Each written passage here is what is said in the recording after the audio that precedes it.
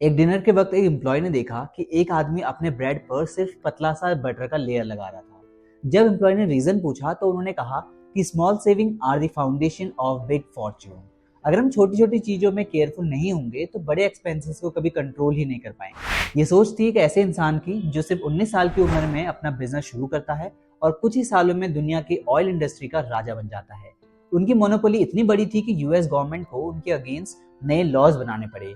ये कहानी है जॉन डी रॉकफेलर की, और जो है दुनिया के सबसे पहले बिलियनर जो अपने डिसिप्लिन और विजन के लिए जाने जाते हैं। और दुनिया की जो सबसे अमीर आदमियों की लिस्ट है उसमें उनका नाम हमेशा शामिल रहा है, जॉन डी रॉकफेलर। एक आदमी जो मॉडर्न कैपिटलिज्म के फाउंडर माने जाते हैं, लेकिन इस शान के पीछे छुपे हुए हैं कुछ राज और कुछ सच जो आपको हिला कर रख देंगे।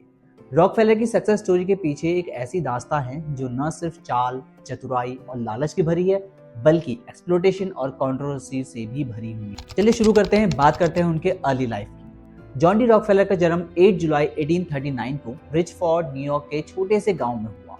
उनका परिवार फाइनेंशियली स्टेबल नहीं था। उनके फादर विलियम एवरी रॉकफेलर एक ट्रैवलिंग सेल्समैन थे जो ज्यादातर घटिया स्कीम और फ्रॉड में इन्वॉल्व रहते थे। उनका जो निकनेम था वो था डेविल बिल। एलिजा डेविसन जो कि जॉन की माँ थी, एक बहुत ही सिंपल और रिलीजियस वुमन थी। उन्होंने ही अपने बचपन में रॉकफेलर के अंदर डिसिप्लिन और मेहनत की आदत डाली। उनका एक प्रिंसिपल था कि सेव सेव सेव। रॉकफेलर ने अपने चाइल्डहुड से ही पैसा बचाने और वाइजली इन्वेस्ट करने की वैल्यू को सीख लिया था। एक स्टोरी आती है जिसमें रॉकफेलर अपनी माँ के साथ मार्केट जाते थे और माँ उन्हें सिखाती थी कि कैसे एक एक पैसा वाइजली खर्च किया जाए। वहीं से उनका जो फाइनेंशियल एक्यूमेन है वो डेवलप होने लगा। ये क्वालिटीज उनके बिजनेस एम्पायर का फाउंडेशन है। अब बात करते हैं उनके टीनेज हसल्स की, यानी कि अर्ली जॉब्स की, और फाइनेंस उन्होंने कैसे सीखा उसकी। रॉकफेलर की जर्नी का अगला चैप्टर तब शुरू होता है जब वो सिर्फ 16 साल के थे। तब उन्होंने एक क्लीवलैंड बेस्ड स्मॉल फर्म में बुक कीपर की नौकरी शुरू की। यहाँ उन्होंने अकाउंटिंग और फाइनेंस के बेसिक्स सीखे। ये जॉब उनका स्टेपिंग स्टोन था।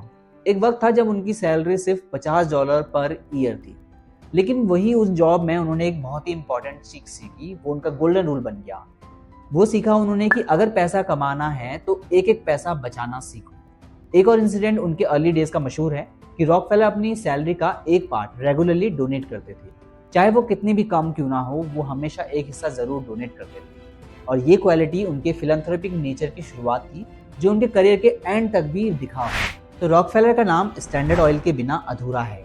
1870 में शुरू हुई ये कंपनी एक छोटी सी रिफाइनरी से लेकर पूरे अमेरिका के ऑयल इंडस्ट्री का एक छत्र राजा बन गई। लेकिन ये राज आखिर बना कैसे? कंपटीशन को खत्म करके, ऑफ कोर्स। रॉकफेलर ने कॉम्पिटिटर्स को या तो अपने अंडर काम करने पर मजबूर किया, या फिर उनकी कंपनी खरीद ली, या फिर उन्हें मार्केट से बाहर कर दिया। ये सब करते वक्त उन्होंने ब्राइबरी, प्राइस वॉर और मोनोपोली टैक्टिक्स के खुल के इस्तेमाल किया। कहते हैं कि रॉकफेलर ने अपने कॉम्पिटिटर्स को हमेशा दो ही ऑप्शन दिया, या तो उनके साथ जुड़ जाओ या फिर बर्बाद हो जाओ। सिंपल।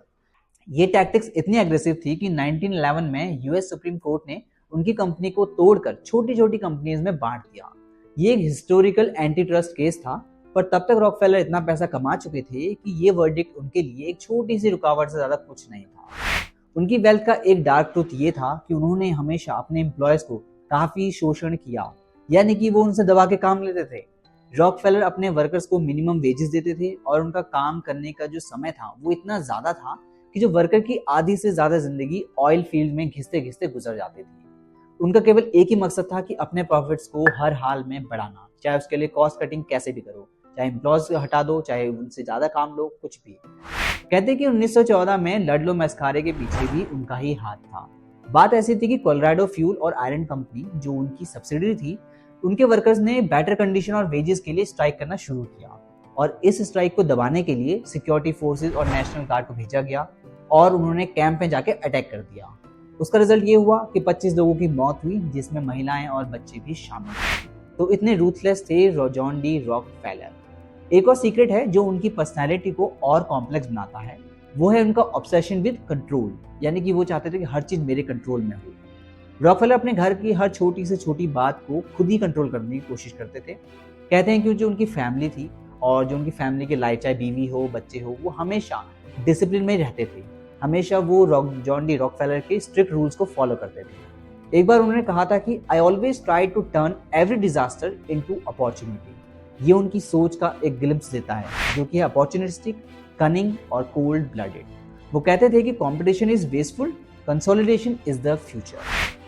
अब बात करते हैं उनकी फेमस स्ट्रेटेजी, मोनोपोली स्ट्रेटेजी, कि वो कितनी एफिशिएंसी और क्या रूथलेस एग्जीक्यूशन होता था।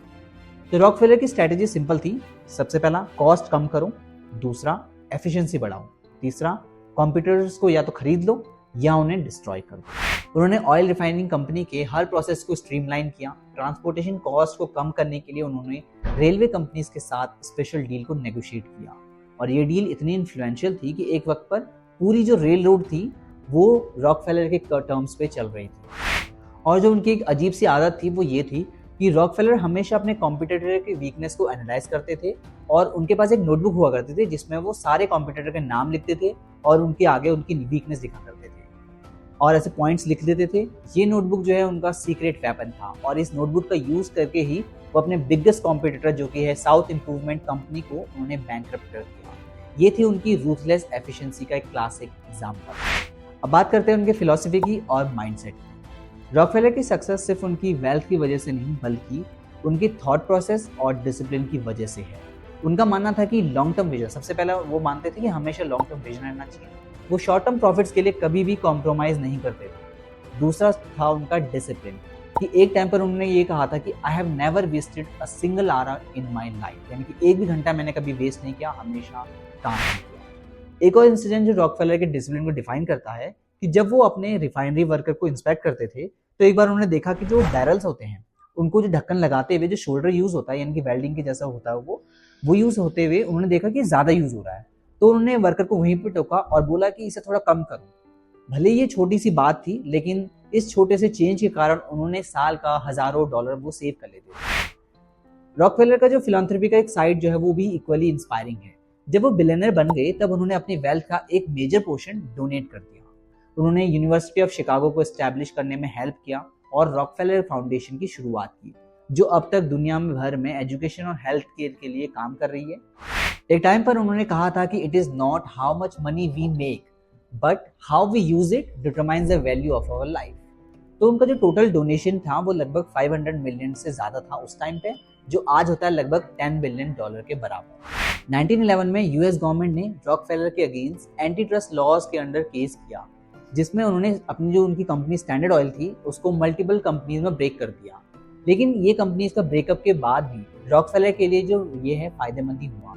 हर कंपनीज के स्टॉक की वजह से उनकी जो पर्सनल वेल्थ थी उसमें और बढ़ोतरी हुई। ब्रेकअप के बाद भी कंपनीज बनी जो वो थी एक्सॉन मोबाइल, शेवरॉन और बीपी जैसे जायंट्स, जो आज भी दुनिया के लार्जेस्ट ऑयल कंपनीज में से एक है। रॉकफेलर का जो नेटवर्थ था वो यूएस जीडीपी के 2% के बराबर था, जो अगर इन्फ्लेशन एडजस्ट करें तो आज लगभग होता है $400 बिलियन से ज्यादा, जो कि अभी भी इलॉन मस्क और जेफ बेजोस से ज्यादा है।